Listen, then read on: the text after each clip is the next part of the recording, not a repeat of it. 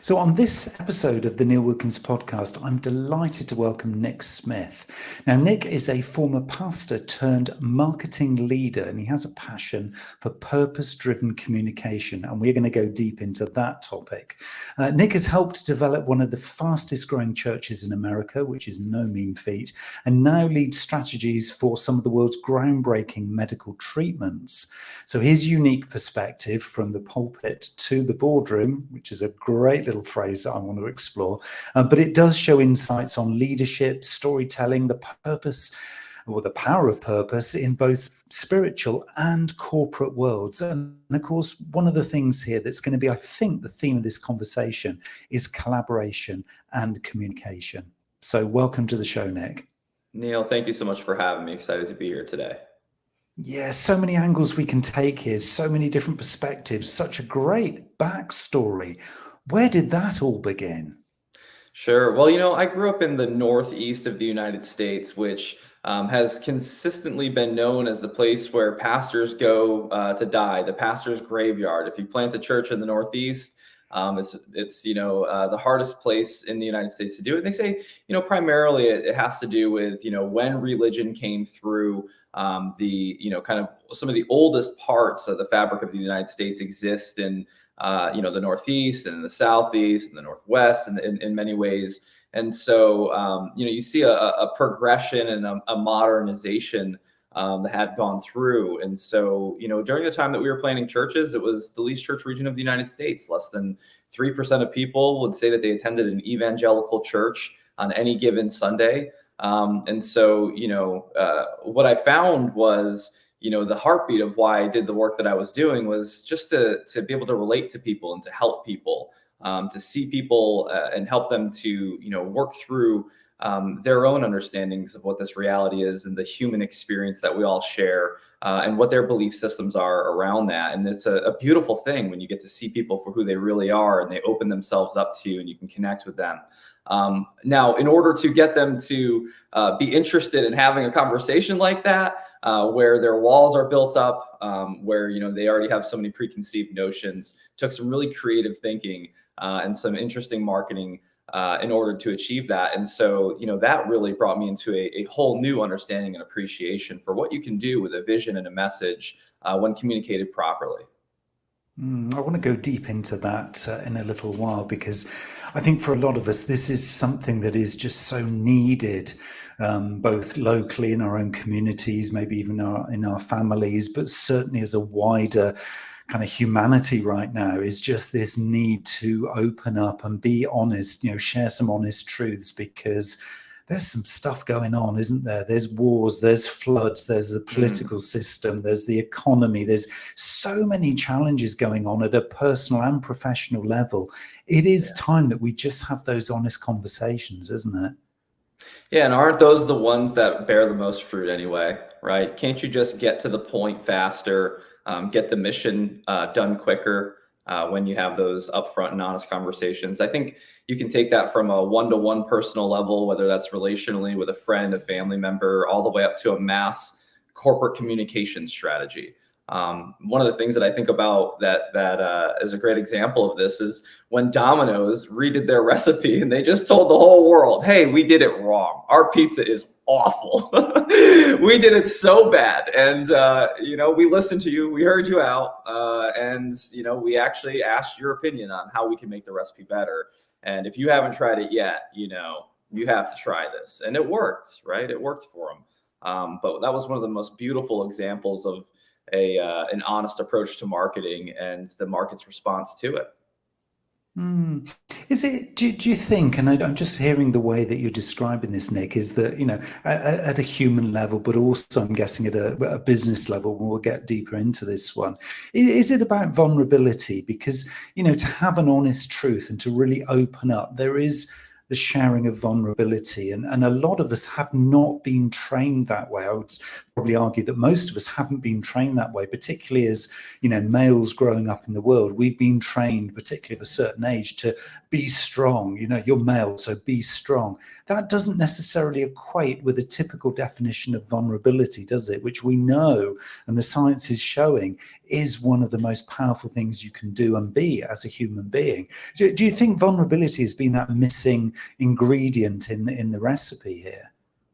It's interesting. It may be vulnerability. I also think, you've got the opposite end of that where, some of the greats like Sun Tzu in The Art of War talk about, the idea of projecting strength and weakness, right? And almost the opposite of vulnerability. So I wonder, I do think there's something to be said about empathy. And I think in a world where the masses are beginning to mistrust, they mistrust media, they mistrust messaging, marketing, they mistrust anybody who is dealing within commerce when there's a transaction at play.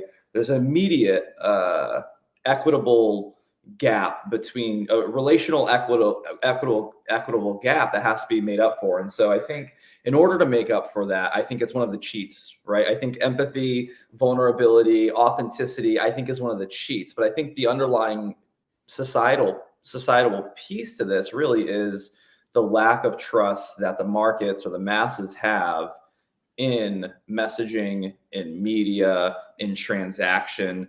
And I think that's birthed on, the 2010s through the early 2020s here that we're living in, with the distrust in the media as a whole, the news media, right, mainstream media as a whole, and then also on the backs of large corporations profiting to the point of absurd amounts while a society watches the people around them struggling.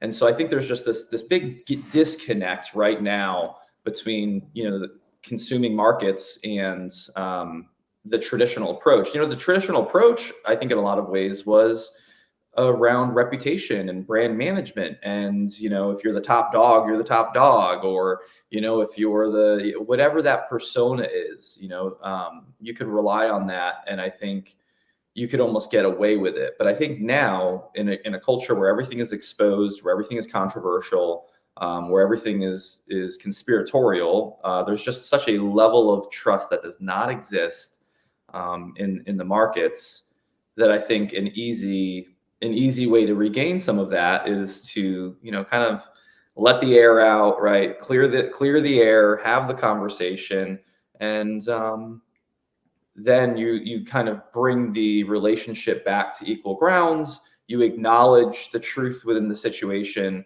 and that trust level becomes a little bit heightened for the consumer. And then you can get back into your messaging about why you think, even though maybe this person didn't trust you momentarily ago, their position towards your brand should be favorable because of now your value proposition, your distinguishing factors, anything else that you think is so great.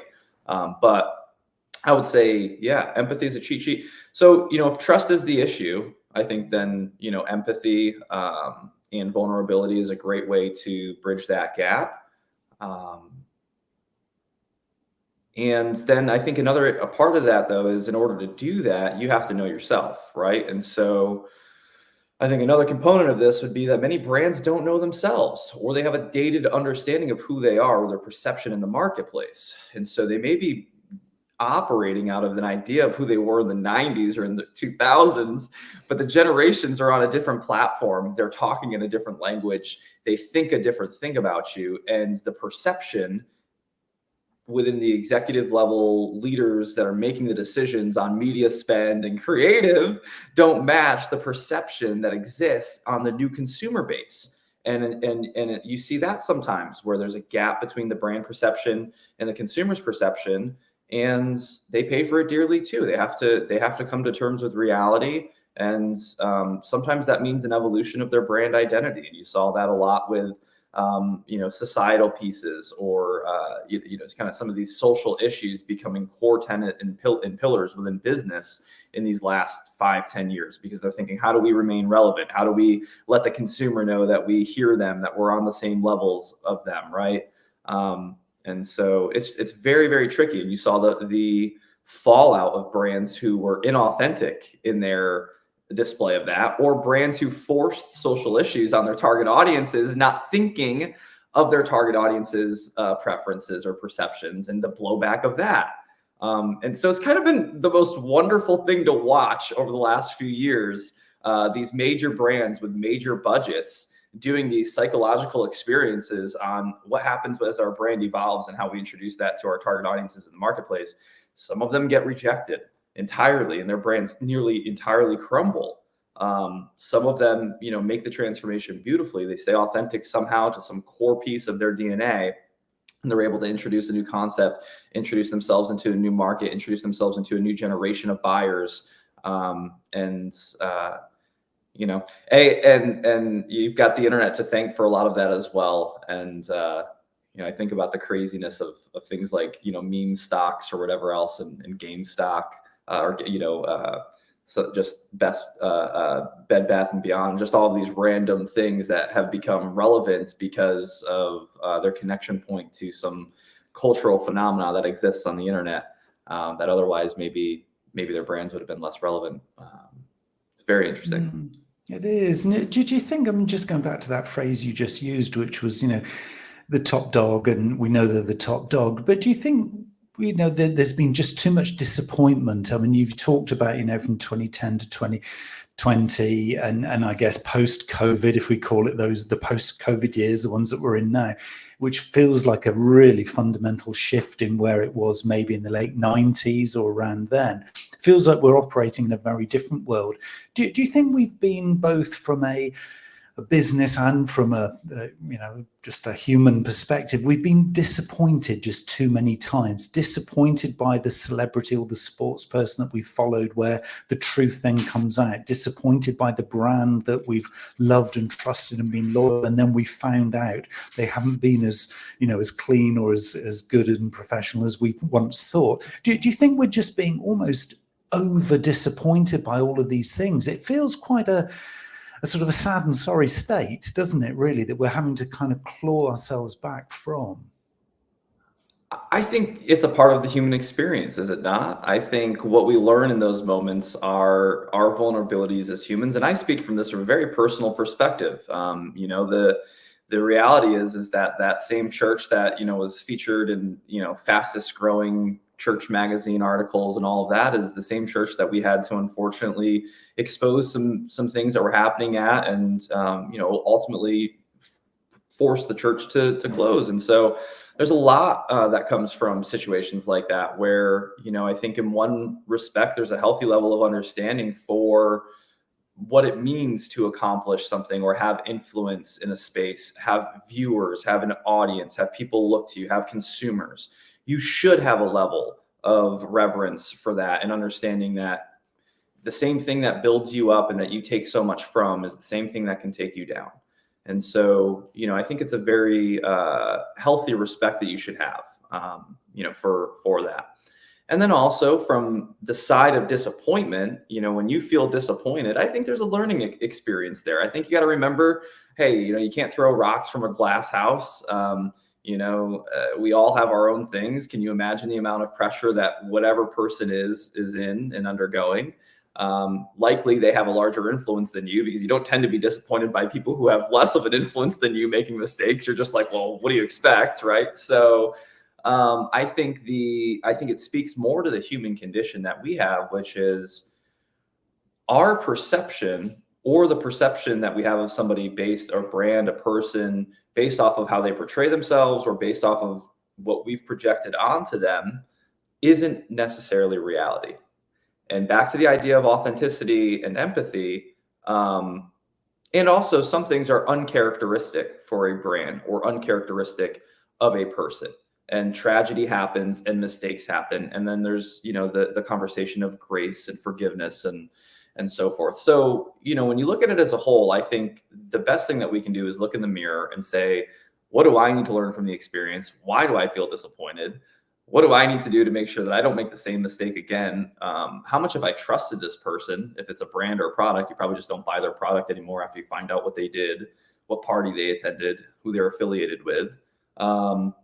You maybe start changing your buying habits, your viewing habits, things of that nature, your association habits, who you'll talk with.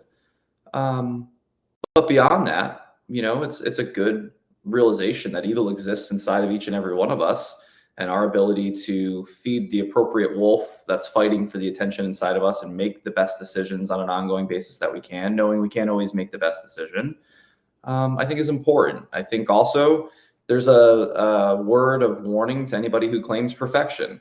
Maybe we claim progress instead of perfection. Maybe we claim authenticity and transparency. So that way, when there are mistakes or things that don't work according to the vision you thought or had set out, there's room to say, I need to have the ability to course correct or to pivot or to be wrong, and then to make the decision to move forward. And if you're lose the court of public opinion every time that you're wrong, there's not enough opportunity for you, as you're aware, to grow anything, to evolve in any manner. And I think that that's a unfortunate piece of the human experience is, we lock people into ideas, or we lock people into positions or roles or what that might be, as opposed to giving them the freedom to be a normal human being that's going to grow and change and make new decisions as their surroundings change. And sometimes those decisions will be positive and beneficial. Sometimes they'll be learning experiences. And if you watch a person for a long enough period of time, I think you end up seeing how those experiences play out later on in their life.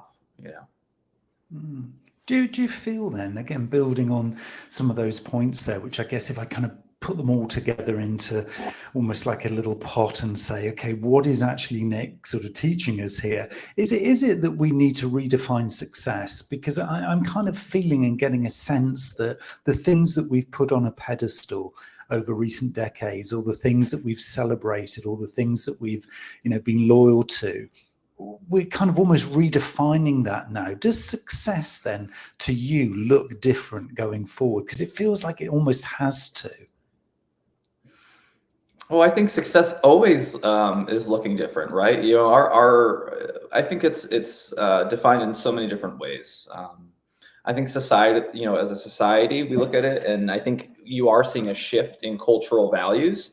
I think you're seeing a pushback from, a large swing that took place, and I think that'll start to level out. But then I think if you look at it from a personal perspective, success is different in each season of your life.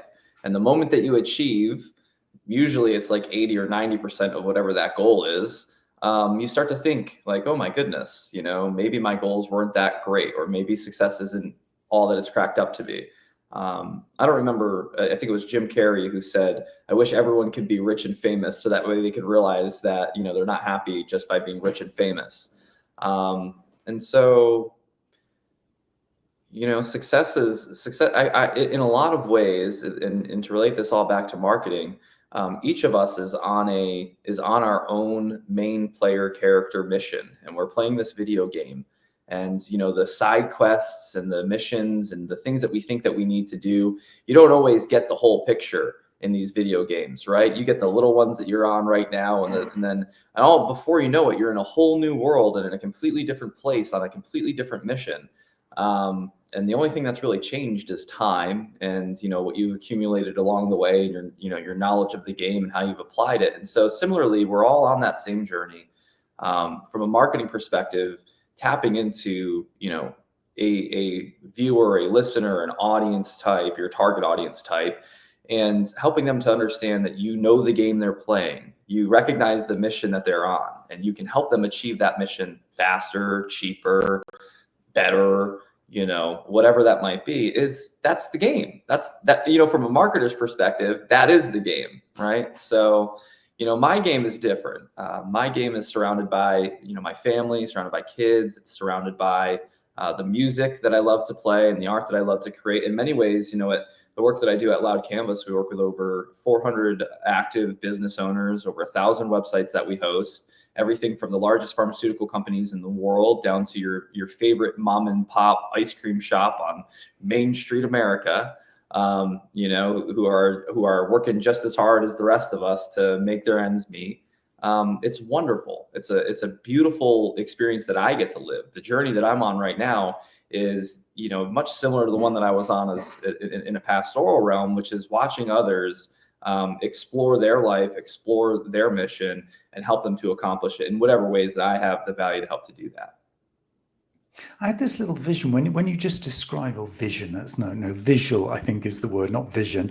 A visual, it appeared in my head when you described, Nick, this idea of being in a computer game, video game. And when I pressed the little button that was there as a little option that I often forget to press, I suddenly zoomed out and got that kind of whole view of the game, rather than being down in those little micro games or those little micro moments. Right. That kind of pressing that button, it's such a fascinating moment, isn't it? And I think for most of us, we don't spend enough time either celebrating it or actually experiencing it, because that's where the whole, and let's use this word for the first time, purpose. That's where the whole purpose thing resides, isn't it? It isn't in those little micro moments of every day. We're trying to do our best, as you say. We're all working hard, we're all giving of our best. But actually, it's when we step out of ourselves, take those steps back and look at that big picture, if you want to call it that, or the full game. That's when we can uncover the real kind of moments and those kind of bigger reasons, I guess, behind why we make decisions, behind existence, behind what's valuable, behind purpose. How does that kind of play for you? Well, it's funny that you bring that up. One of our core values at Loud Canvas is margin. Life's greatest gifts exist in margin. And so we're always encouraging our team members and teaching around the idea of creating margin within your life. So that way you're not rushing from one meeting to the next meeting to the next meeting, but you've got time to prepare. You've got time to analyze. You've got time to think back and how you could have maybe handled the situation differently, or pull other people's opinions around a scenario and create a point of view. And that leads to better overall implementation of whatever it is that we're doing. And so oftentimes, it's a knee-jerk reaction for us to say, hey, I see a problem, I'm going to start fixing the problem. 20 hours goes by and we say, man, I'm still having a hard time with this problem. And you invite somebody with fresh perspective to come in and they say, oh, dude, it was a 5-minute fix. All you had to do is do X, Y, and Z, right? And that doesn't happen, nearly as often when you do slow down a little bit, when you create room within your calendar for those important things. And yeah, I think it's important to have that 30,000-foot view. It's important to have that a little bit more closer and acute view. And it is very difficult to zoom out and zoom in. And I think there's markings of great leadership for those who have the ability to see the 30,000-foot picture when dealing in a 5 foot to 5 foot view. And so I think it's really over time, you realize the power of compounding decision making and what happens as you implement a decision. And the more and more that you do that, the more you want to make sure that your decisions are going to put forth the best return on investment, the best fruit, the best impact towards whatever your mission is. And it can be very difficult to think in that manner. It's almost easier to live in one world or the other, because in some ways every decision can feel too important, and then you get an analysis by paralysis where you can spend too long and go to the opposite end, right? And so Sun Tzu talks about this, the idea of tactics before strategy being the noise before defeat. But then if you spend too long with strategy and never implement the tactics, then you never get anything done anyway. And so I think that there's certainly something to be said around a healthy level of preparation, a healthy level of thinking and margin, so that way you can properly assess, hey, what does this mean for me, now? What does this mean for my more immediate sphere of influence? What does this mean professionally, personally, from a health perspective, right? All of those things play different weighted variables within your decision making. And some in certain seasons have to be weighted differently.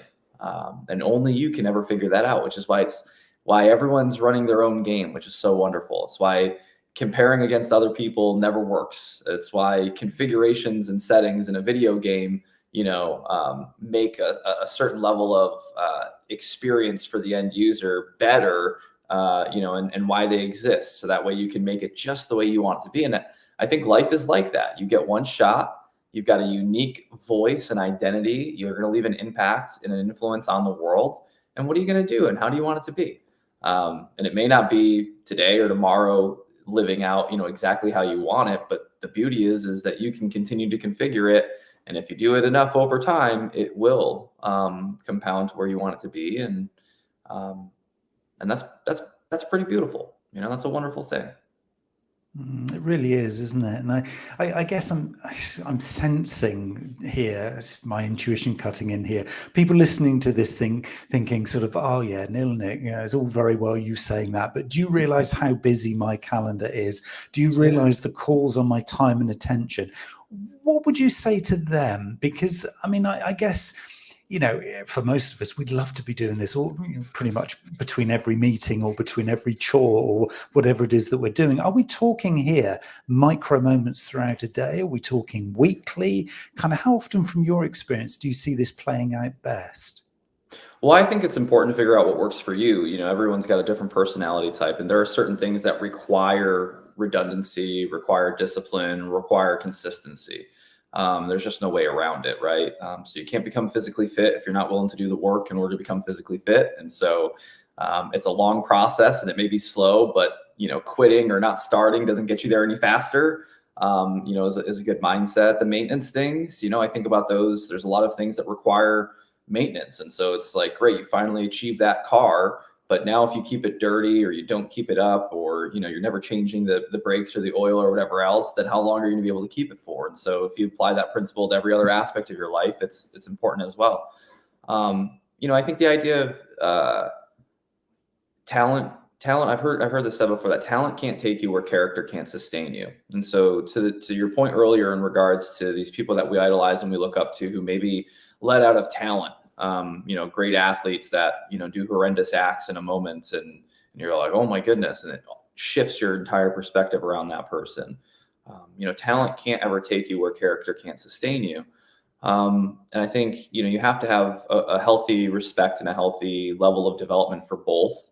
And having people around you to encourage you on hard skills and soft skills, is important. And I think it's true. You are too busy. You're always going to be too busy. Your schedule will never get any less busy. We all have the exact number of hours in a day and in a week.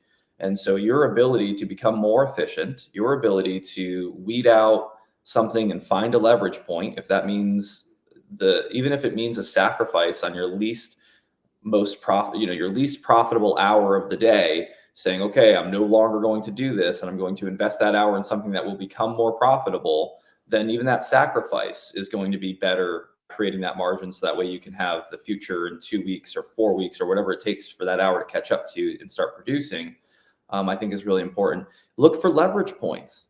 No one likes the mornings and no one likes the evenings. They just want, we're creatures of habit. We all just want to, cuddle up on the couch or whatever we do, watch football or, play music or whatever you like to do. But those are hours of leverage that can be repurposed for a skill that's going to return a larger, return on your investment, whether that's monetarily or whether that's in your relationships. From a family perspective, if you want to have a great relationship with your kids, then, it's a good idea to find time to invest into them, and that will pay out later in dividends, right? So, margin is really, really important, and you have to fight for it.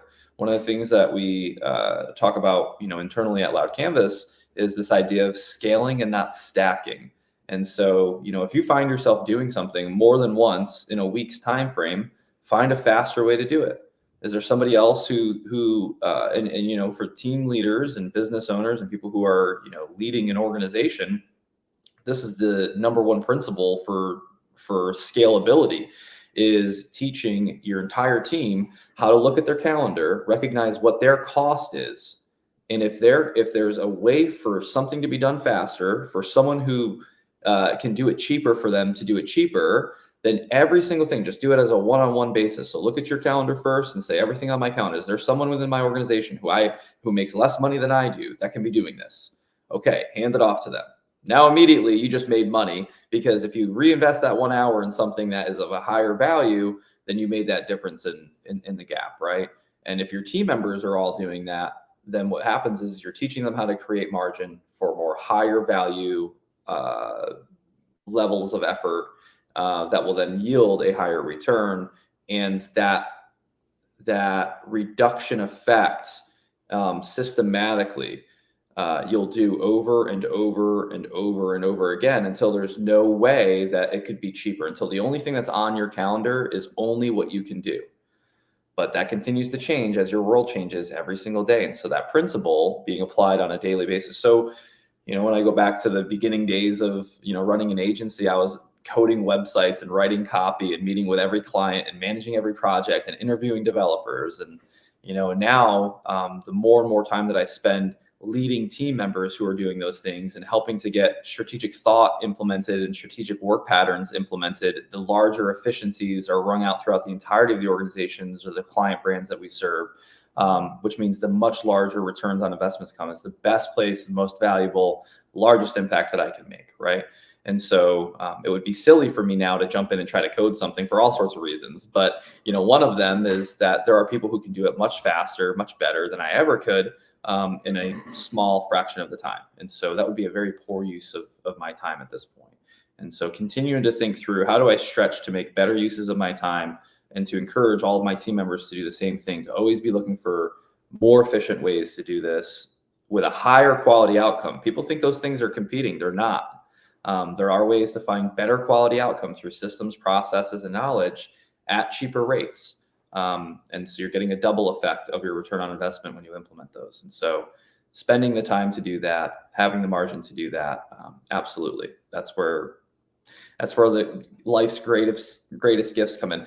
Also, there's nothing, business owners, there's nothing like taking a vacation and working on vacation. How frustrated is your family when you take a vacation and you work all vacation long, right? Like, get into the margin.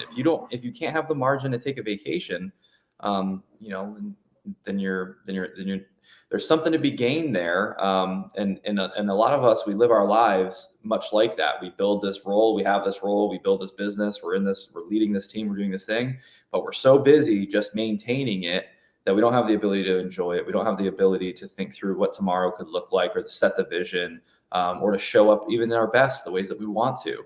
And so it's almost like being on vacation, but having to work the whole time. It's like, well, what good is this, right?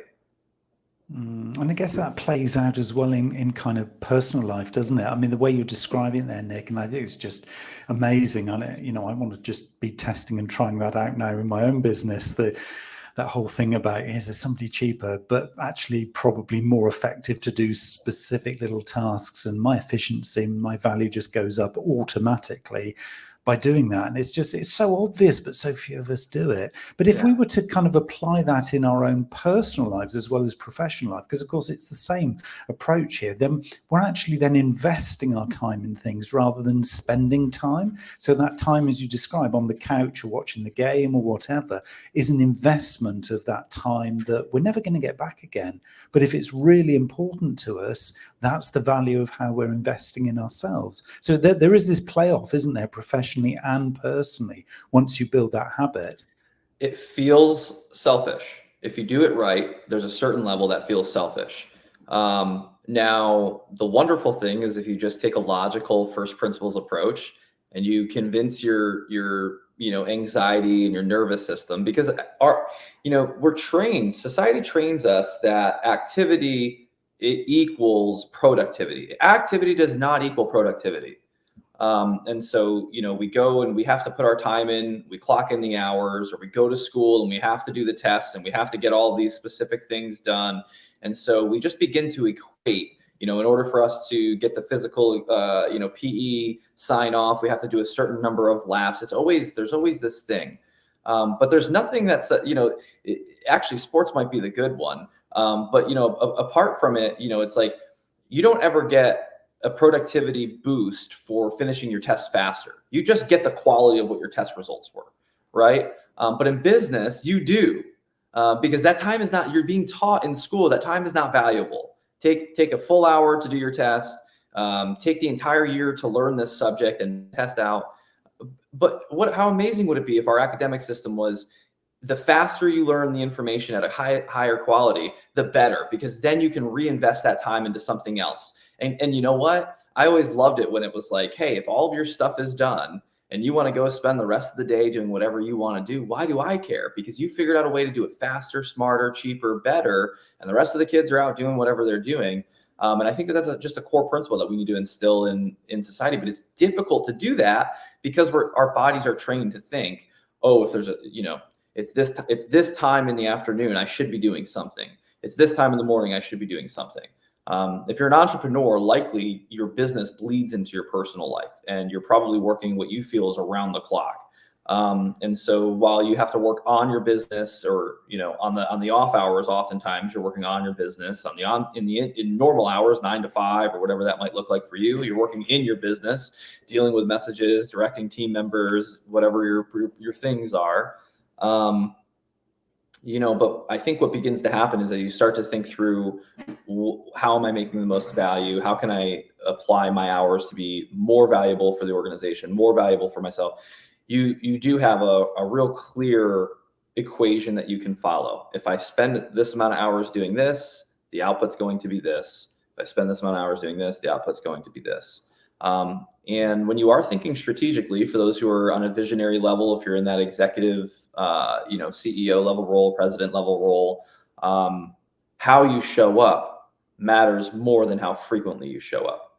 And so if you show up all the time and you're miserable and no one wants to be around you and you're unproductive, and you might still have that dream or that vision in your heart, but your circumstances are at this place where it's just really hard and you can't get your traction, that can feel like a death spiral, right? And that can be more detrimental than if you just took the day off and got your head right and figured out what you need to do, and then came back the next day, maybe even only had to work a half of what you would have worked the day before, because you showed up, you're ready, you felt rejuvenated, you felt refreshed, you felt like you had a vision, you felt like you had a clear direction, you knew what your next steps were, what was going to be the most important thing for you to do that day, what was going to make the biggest impact for your business that day or that week. Without the Bible teaches us that without vision, the people perish. And so if you're in a leadership role, if you're leading team members, they need you to have vision, and they need you to tell them clearly what the direction is, and to tell them yes and no, so they know what good looks like. They're desiring that feedback and they want to make good. No one shows up and doesn't want to do a good job at their work. It just doesn't tend to work that way. And so, when they can be affirmed that they're making the biggest impact to achieve your vision, because you're so clear on what your vision is and you know what needs to happen in order for your vision to be achieved, that makes such a wonderful work environment where they feel like, I'm doing everything I can do, I'm showing up every single day.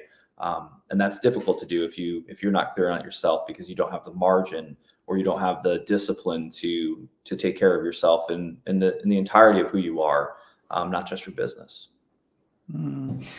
I got one final question for you, Nick, and I think this one is often one that I tussle with when mentoring or giving guidance to the people that I support, and this is whether or not strategy comes before tactics, or tactics comes before strategy. Should I look at the bigger picture, be driven by the purpose, or should I figure out what I'm good at and what I love and then find the purpose from that?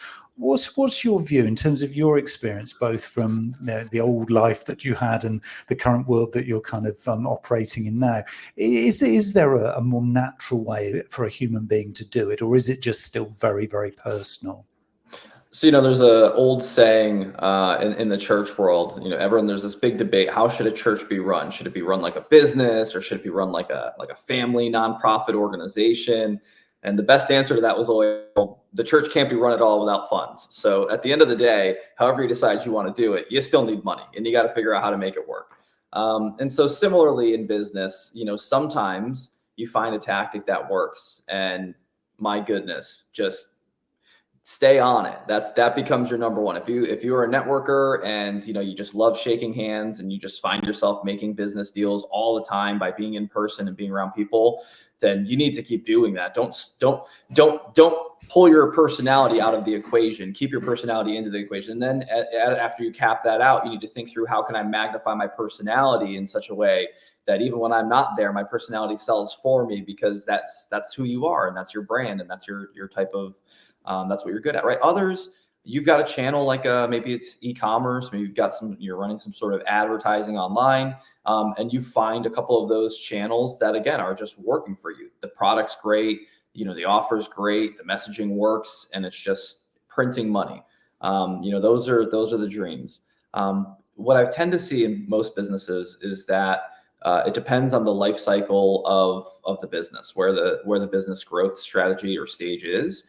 If you're a solo entrepreneur or just starting out, referrals and handshakes and word of mouth is almost always where it begins. And then you have to learn, okay, after I've capped this out, how do we expand and grow beyond our blocking and tackling? Once you get beyond that, you really do need to become strategic in thinking through, okay, in the beginning, activity begets results. So just doing anything will get you something. And when you're just trying to get your first, dollars in the door, you're just trying to make sure that you can make ends meet. Don't sit around and strategize all day. Get your butt out there, put some yard signs up, put some flyers up, do the most off the wall, bizarre things. You got to do whatever you got to do. Otherwise, you're not going to make it. And you have to have that mindset and that mentality and that hustle. And you can't lose that when you become strategic either. There's a beautiful thing that happens, especially with these entrepreneurs, these solo entrepreneurs who have the grind and have the hustle and start without the brains, right? They just start with the muscle and they work it through. And you're just like, there's so much love for that. The people who are selling stuff out of the back of their cars, you're just like, wow, like that's the story you love to hear. And then over time, they get the strategy and they go, oh, what was really resonating about all of this? And now I can apply it to multiple channels and they become $1 billion product. And you hear about them and they started out of the back of a car. It's so in some regards, you can never, discount the hard work that goes into building anything, right? And so you'll have to do anything.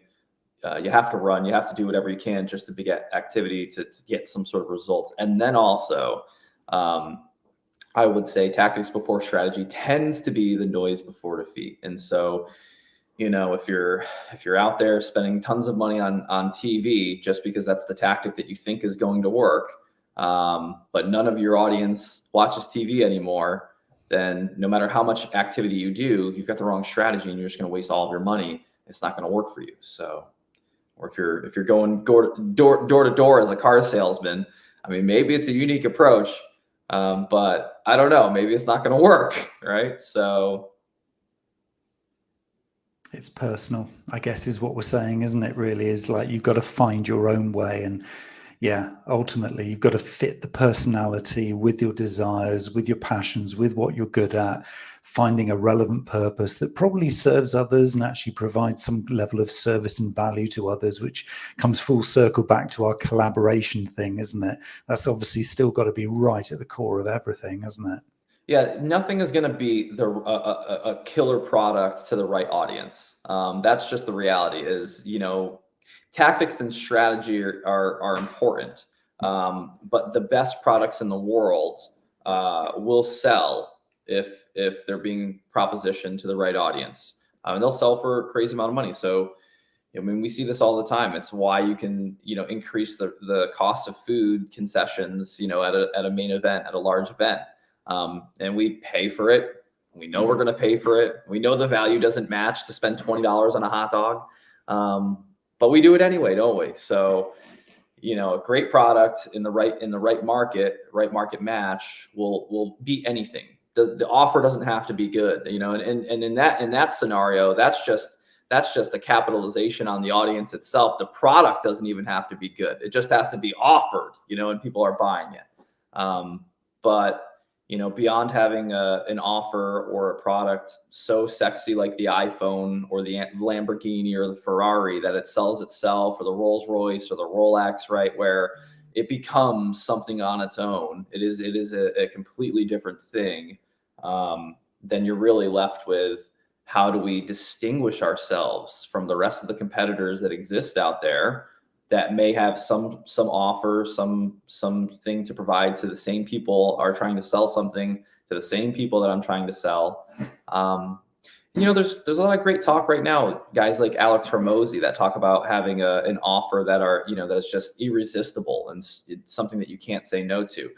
Creating offers that are unique and utilizing a value stacking approach, so that way you're actually providing, maybe not a website, but a website and business cards and a logo, and whatever the thing may be. And so that way, when they're looking at it and they say, wow, for the same price as a website here and a website there, I'm actually getting all of these other things, and I'm getting some coaching calls, and I'm getting some courses, and it's a no-brainer, right? It's I can't even compare. It's now I'm comparing apples and oranges. The only thing that I'm really looking at is pricing.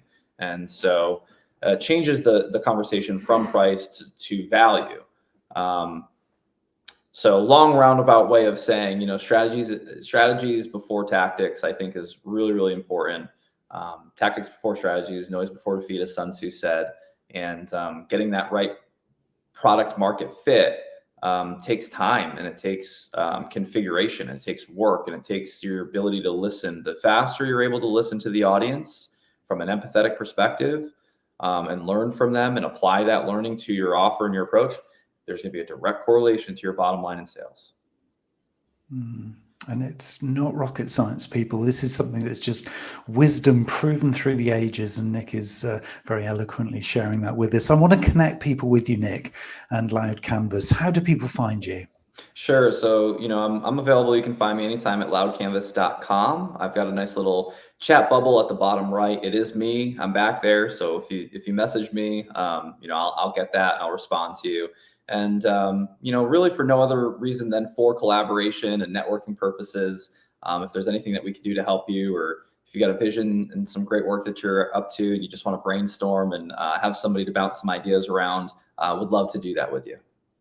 And I would say to everybody, and this is a little nod to something I know from behind the scenes, is that Nick might have a little podcast in planning stage right now. So connect with Nick if you like the sound of everything that he's been saying today. Nick, it's been an absolute pleasure talking. I know we could have talked for hours and hours and hours, but both of our schedules don't allow us to do that. So we're going to need to finish the episode. But thank you so much for your time today. It's so always great talking to somebody who I know I can sort of resonate with lots of the same kind of thinking and approaches to life. So, it's been an absolute pleasure. No, thanks for having me. It's refreshing. I appreciate it.